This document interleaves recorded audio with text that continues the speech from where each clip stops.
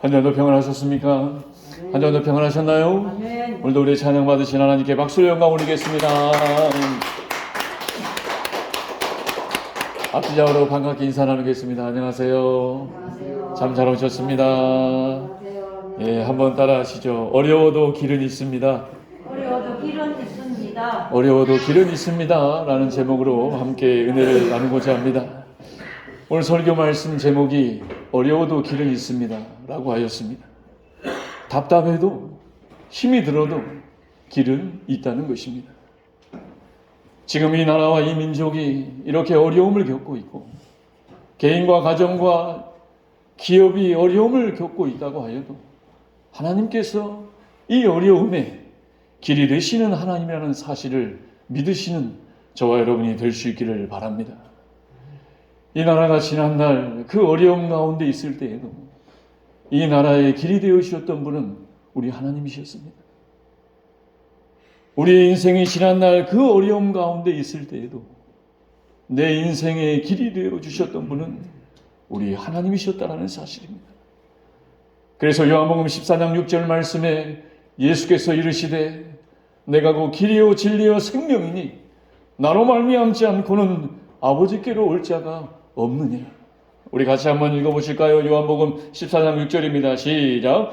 예수께서 이르시되 내가 그 길이요 진리요 생명이니 나로 말미암지 않고는 아버지께로 올 자가 없느니라. 아멘. 예수께서 길이 되실 때 천국은 나의 것이 된다는 말씀입니다. 예수께서 이 나라의 길이 되어 주실 때 이 나라는 천국이 되게 하실 것이고 예수께서 내 가정과 내 삶과 내 미래의 길이 되어 주실 때 우리의 모든 것은 천국이 되게 하여 주신다는 사실입니다. 그렇게 오늘 이 예배를 통하여서 저와 여러분 모두가 우리 인생의 길이 되어 주시는 우리 주님을 깊이 만나는 저와 여러분이 될 수 있기를 우리 주님의 이름으로 축원을 드립니다. 그렇습니다. 요사이 이 나라에서 일어나는 일들을 보면 너무나도 극단으로 치닫는 모습을 보게 됩니다. 경제적으로는 부유하고 먹고 마시는 것은 부족함이 없는 시대를 산다고 하면서도 최첨단을 살아가는 시대를 살아간다고 하면서도 정치와 경제와 이 사회 곳곳을 보면 너무나도 영적으로 정신적으로 어두움 가운데 있는 것을 보게 돼요. 우리 주님의 말씀을 빌어서 말씀드린다면 더럽고 병들고 악한 세대가 되어져 가고 있더라는 것입니다. 그래서 어렵다라는 것입니다. 그러나 사랑하는 여러분, 어려워도 길은 있는 줄 믿으시기 바랍니다. 어려워도 길은 있다라는 거예요. 그렇게 오늘 본문을 통하여서 그럼 어떻게 믿고 어떻게 살아야 어려워도 길은 있는 인생을 살아갈 수 있는가? 우리 본문을 통하여서 살펴보기를 원합니다. 첫째입니다. 우리 로마서 12장 3절 말씀, 우리 3절 말씀 같이 한번 읽어봅니다. 시작. 내게 주신 은혜로 말미암아 너희가 사람에게 말하노니 마땅히 생각할 그 이상의 생각을 품지 말고 오직 하나님께서 각 사람에게 나누어 주신 믿음의 분량대로 지혜롭게 생각하라. 아멘. 첫째입니다. 우리 같이 한번 읽어보실까요? 시작. 우리에게 일어나는 모든 일은 하나님의 섭리 속에서 일어난다는 사실을 믿음의 눈으로 바라볼 수 있어야 합니다. 아멘. 첫째입니다. 어떻게 해야, 어떻게 믿고 살아야 어려워도 길이 있는 인생을 살 수 있는가? 우리에게 일어나는 모든 일, 하나님의 섭리 속에서 일어난다는 사실을 믿음의 눈으로 바라볼 수 있어야 어려워도 길이 있는 인생이 될 수 있다는 것입니다. 여러분, 미국의 9.11 테러가 일어났을 때 수많은 미국이 어렵다고 하였습니다. 그러나 그 9.11 테러 사건을 통하여서 온 미국이 교회와 하나님께로 돌아왔다는 사실을 기억하십니까? 우리나라도 마찬가지입니다.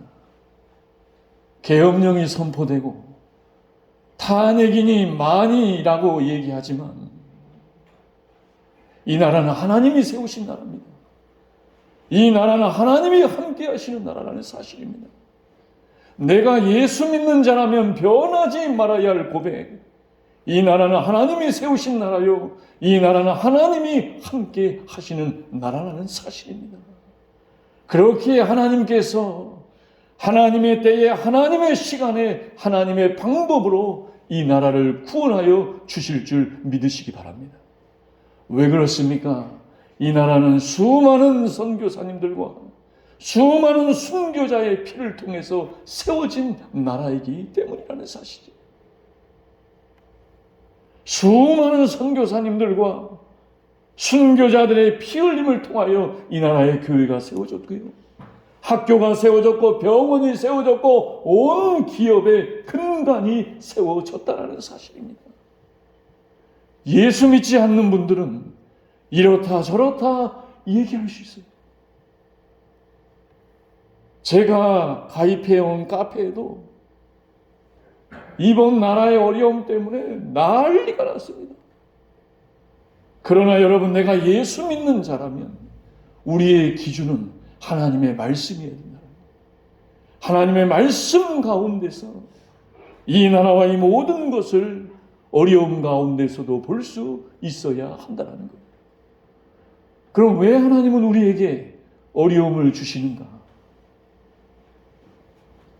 구약에 보면 이스라엘 백성이 출애굽할 때에 하나님께서 이집트라는 애굽 나라에 10가지의 재앙을 내리십니다.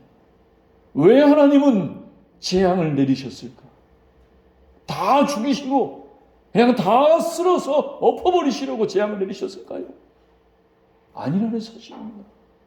그 재앙을 통해서 하나님께 돌아오라는, 하나님께 돌아오라고 어려움을 주셨다는 거예요.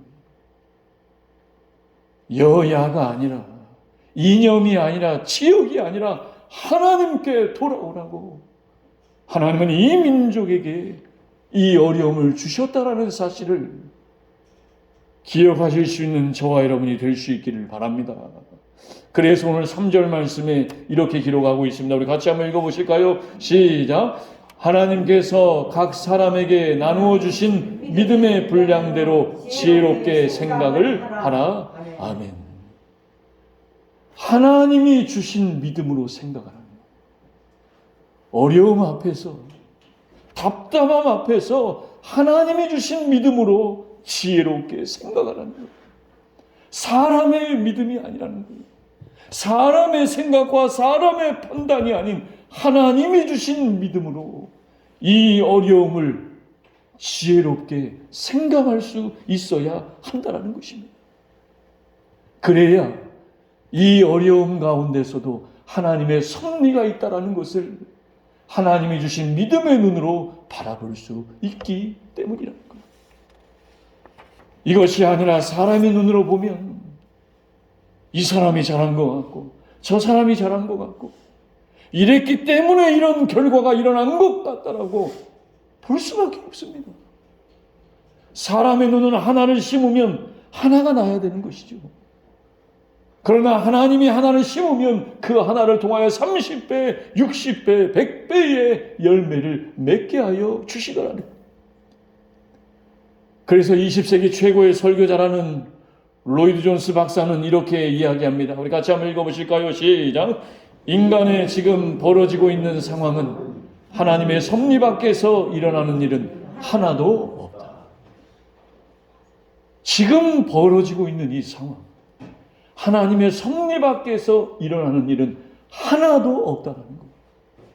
하나도 없다라는 말은 전부 다라는 말입니다. 모세가 애굽의 왕자로 있을 때 그가 민정시찰을 나갔다가 자기 동족 히브리인이 애굽인에게 핍박을 받자 분을 못 이겨 혈기를 못 이겨 그 애굽 사람을 쳐서 죽이는 살인을 저지릅니다. 그리고서 자기의 신분이 다 달로가 나와서 결국 미디안 광야로 40년간 쫓겨납니다. 왕자였다가 버림받은 도망자의 신세로 운명이 바뀌어버려요. 여러분, 누가 이렇게 모세의 운명을 바꿨을까요? 그분은 하나님이시라는 거예요. 그 미디안 광야의 40년, 사막에서의 40년의 시간은 이미 끝난 인생입니다. 소망이 없는 인생이에요. 다시 말해서 더 이상 가능성이 없는 시간이었다는 거예요. 그런데 여러분, 모세는요, 그 어려운 시간을 통하여서 어려워도 하나님의 은혜로 살아가는 방법을 터득하게 됩니다. 어려워도 하나님의 은혜로 살아가는 방법을 배우게 되더라는 거예요. 먹고 마시고 부족함이 없는데도 어렵다고 합니다. 왜요? 하나님의 은혜로 살아가는 방법을 배우지 못하였기 때문에. 그 40년의 광야 가운데 어려워도 하나님의 은혜로 살아가는 방법을 배우게 되자 하나님께서 그를 이스라엘 200만의 지도자로 세우셔서 이스라엘을 출애굽시켜 지금의 저 이스라엘의 나라가 되게 하여 주신 줄 기억하시기 바랍니다. 사랑하는 여러분, 그렇습니다. 하나님의 일하시면 다 이렇습니다. 단지 인간이 그것을 모르는 것뿐이죠. 빨리빨리 해결되지 않고 빨리빨리 뭔가가 보이지 않으면 인간은 기다리지 못합니다. 그렇게 하나님은 모세를 40년 동안 내 마음과 내 뜻대로 되어지지 않을지라도 어려워도 하나님의 은혜로 살아가는 방법을 배우게 하여 주셨다는 거예요. 여러분, 베드로가 언제 주님을 만납니까? 그가 물고기 한 마리도 잡지 못했을 때 주님을 만나게 됩니다. 다시 말해서 내가 아무리 노력해도 아무것도 되어지지 않는 그때에, 아무것도 내 뜻대로 되어지지 않는 그 밑바닥의 인생일 때 주님을 만나게 되었다는 거예요. 여러분, 우리가 이 세상을 살아갈 때 가장 큰 축복이 무엇입니까? 그것은 바로 주님을 만난 것이 가장 큰 축복입니다. 다시 말해서 베드로는 가장 어려울 때 가장 큰 축복을 만나는 인생이 되게 하여 주셨다는 거예요. 지금도 이 세상 보면 이 가장 큰 축복인 주님을 만나지 못해서 가출 청소년, 마약하며 연예인하며 타락하여서 방탕하는 살아가는 인생들이 얼마나 많습니까? 아무것도 보이지 않을지라도 주님을 만나면 그 주님이 우리 인생의 가장 큰 축복이 되게 하여 주시더라는 거예요. 그래서 베드로는 이 주님을 만나고 주님의 수제자가 되어 가장 큰 축복의 위대한 인생을 살아가게 된 줄 믿습니다. 그렇게 사랑하는 여러분, 우리가 아무리 어려워도 이 어려움 가운데 하나님의 섭리가 있다라는 것을 발견합니다. 이 어려움 속에서도 길을 찾아가는 인생이 되게 하여 주실 줄 믿습니다. 그래서 히브리서 기자는 이렇게 고백합니다. 우리 같이 한번 읽어보실까요? 시작. 무릇 징계가 당시에는 즐거워 보이지 않고 슬퍼 보이나 후에 그로 말미암아 연단받은 자들은 의와 평강의 열매를 맺느니라. 그러므로 피곤한 손과 연약한 무릎을 일으켜 세우고 너희 발을 위하여 곧은 길을 만들어 저는 다리로 하여금 어그러지지 않고 고침을 받게 하라. 아멘. 뭐라고 말합니까? 징계가 당시에는 즐거워 보이지 않고 슬퍼 보이나 그로 말미암아 연단받은 자들은 무슨 열매를 맺는데요? 의와 평강의 열매를 맺고 그러므로 피곤한 손과 연약한 무릎을 일으켜 세워서 너희 발을 곧게 만들어 저는 다리로 하여금 어그러지지 않고 고침을 받게 하여 주시는 이 하나님의 은혜를 어려움 가운데 바라볼 수 있는 저와 여러분이 될 수 있기를 바랍니다. 두 번째입니다. 우리 2절 말씀 같이 한번 읽어보시오. 시작. 너희는 이 세대를 본받지 말고 오직 마음을 새롭게 함으로 변화를 받아 선하시고 기뻐하시고 온전하신 뜻이 무엇인지 분별하도록 하라. 아멘. 두 번째입니다. 같이 한번 읽어봅니다. 시작. 마음을 새롭게 하여 변화를 받아야 합니다. 아멘. 여러분, 우리가 아무리 예측할 수 없고 힘든 일이 다가올지라도 마음을 새롭게 하여 변화를 받으면 다 길을 찾을 수가 있다는 것입니다. 우리 삶의 모든 문제는 다 마음의 문제라는 거예요.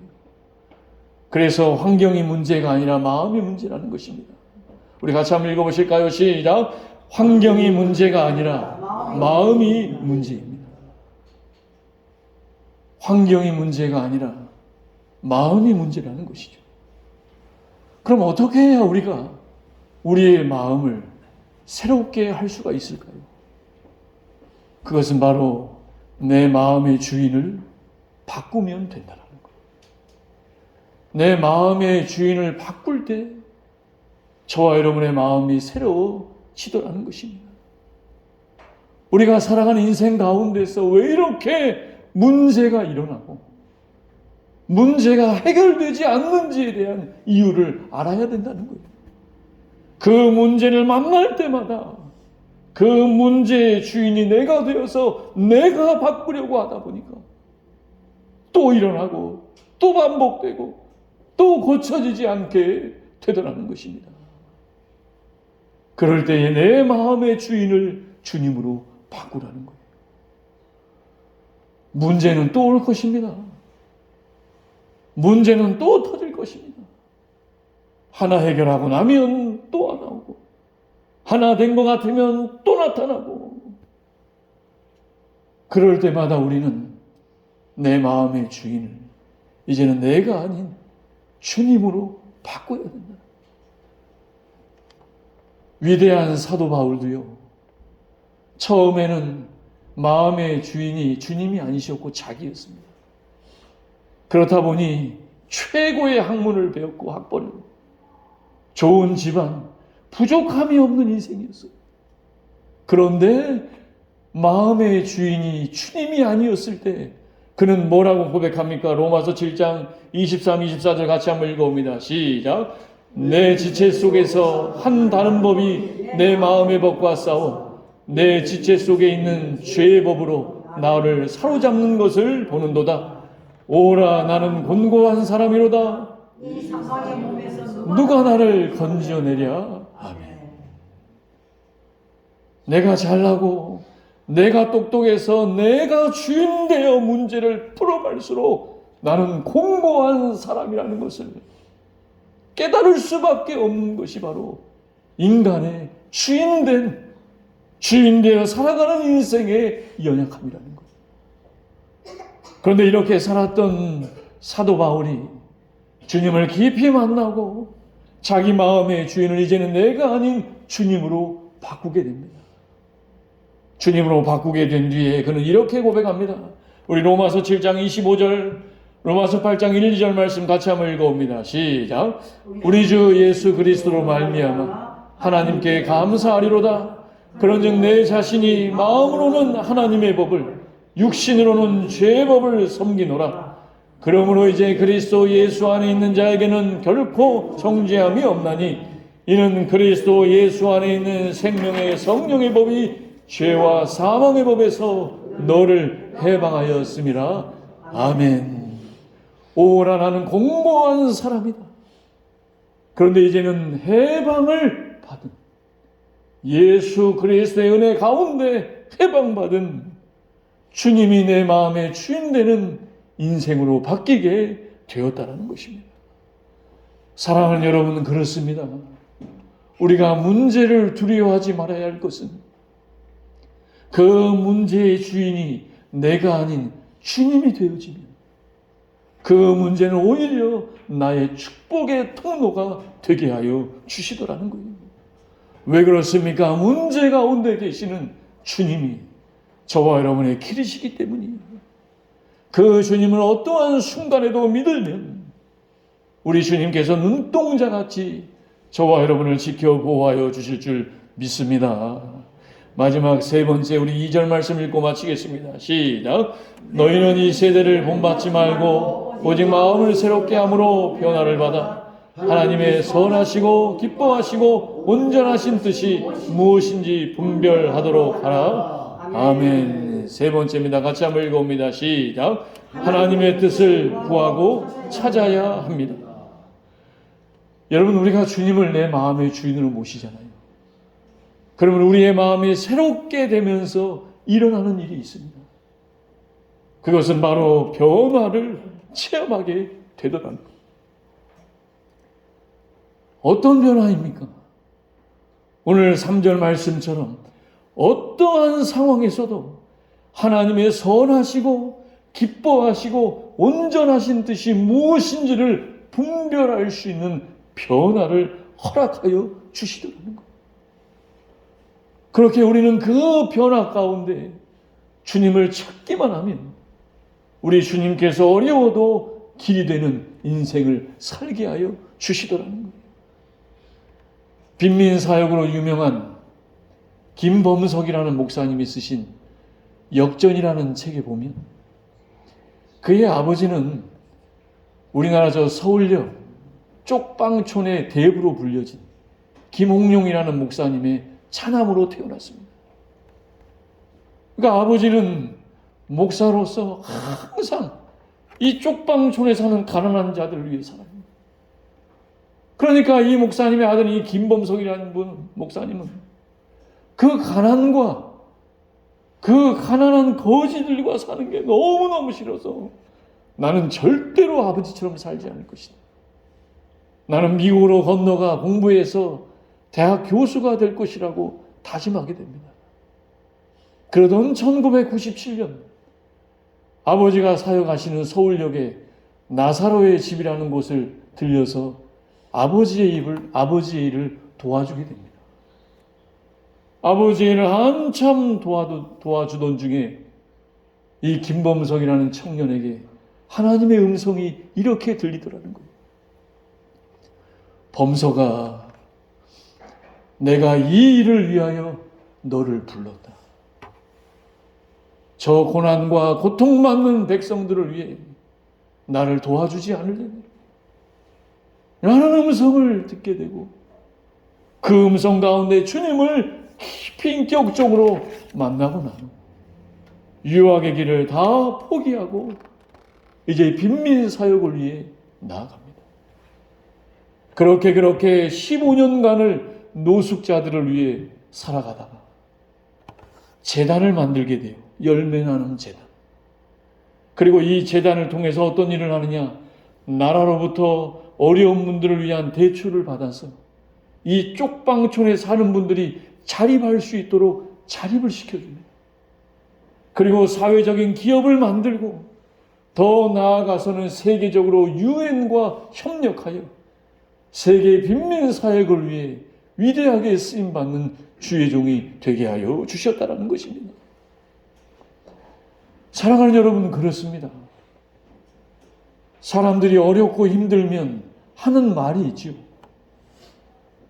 왜 나는 이 세상에 태어나? 도대체 어떻게 살아야 하나? 도대체 무엇을 하며 살아야 하는가? 우리의 이러한 물음 앞에 주일아, 내가 이 일을 위하여 너를 불렀다. 내 백성을 도와주지 않을래? 라는 주님의 음성을 들으실 수 있는 저와 여러분이 될 수 있기를 바랍니다. 그럴 때에 아무리 어려워도 길이 있는 인생이 되게 하여 주시더라는 거예요.